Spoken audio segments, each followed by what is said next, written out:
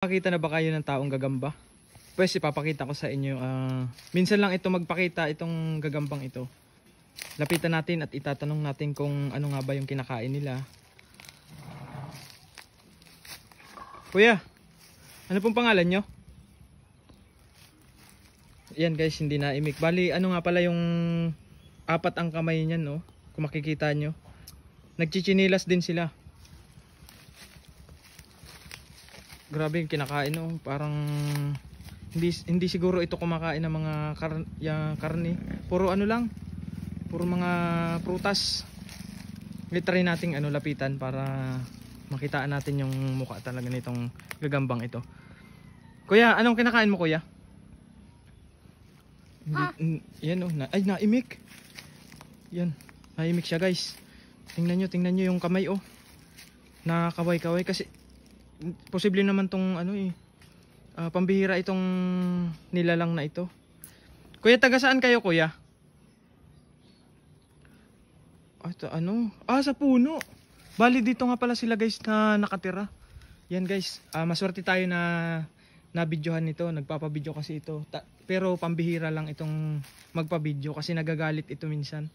Ayan oh, apat yung niya, kamay. Tapos ayan, ang hirap siguro. Magulo siguro yung pagdadampot nila, Kuya, nakain ba kayo ng ng mga karne or yung gulay? Hindi.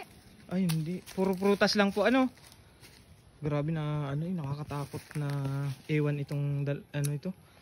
Gagambang. Bali ang pangalan nyo ay taong gagamba. Oh, tamo. Naimik na siya.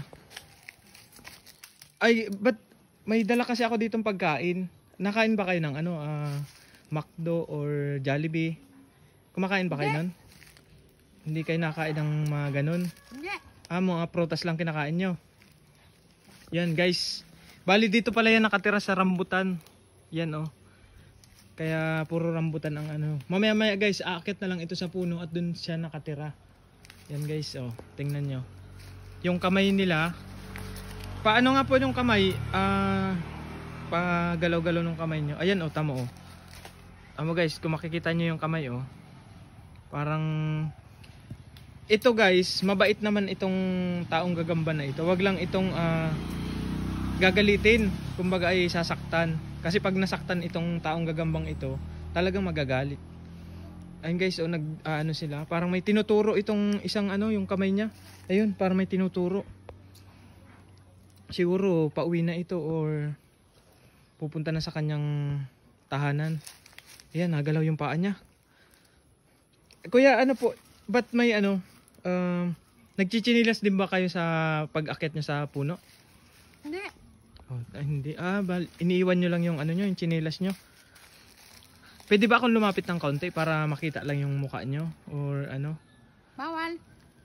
Bawal. Guys, bawal lumapit sa kanila kasi baka baka kagatin tayo or kisutin. Kakatakot. Ay siya, nangiti siya oh. May ang ganda ng ngipin pala niya. Parang rin, ngipin ng tao.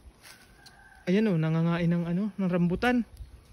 Kuya, pwede pong makahingi ng rambutan. Kahit ityan nyo lang po sa akin. Ityan, ayun. Ang bait nung ang bait ng gagamba. Ay, ang asim nung kinakain nila. Sobrang asim. Kaya pala pangiti-ngiti. Oh, hindi ko alam kung pangiti-ngiti o talagang naasiman yung mukha. Guys, wag kayong matakot dito sa kasi hindi naman sila nananakit. Mabait naman itong taong gagamba na ito. Yan oh. Tingnan nyo yung ayan, parang gusto pa niyang mag-abot ng Ayan, try ko ulit hingian. Kuya, paitya nga po ulit kung ayun bait.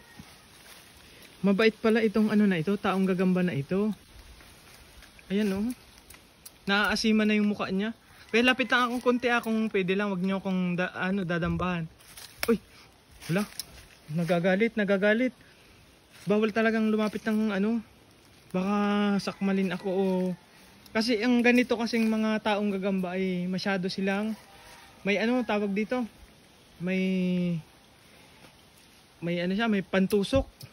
Yan, nangangagat yan oh. Ayun, ang tatalim nung kuko. Kita nyo ba guys yung kuko niyan? Oh, ang tatalim. Tapos yung paa talagang kalamoy ano. Oh, ayan oh, nagalaw-galaw na oh. Ay, maraming salamat ha kung ano, taong gagamba.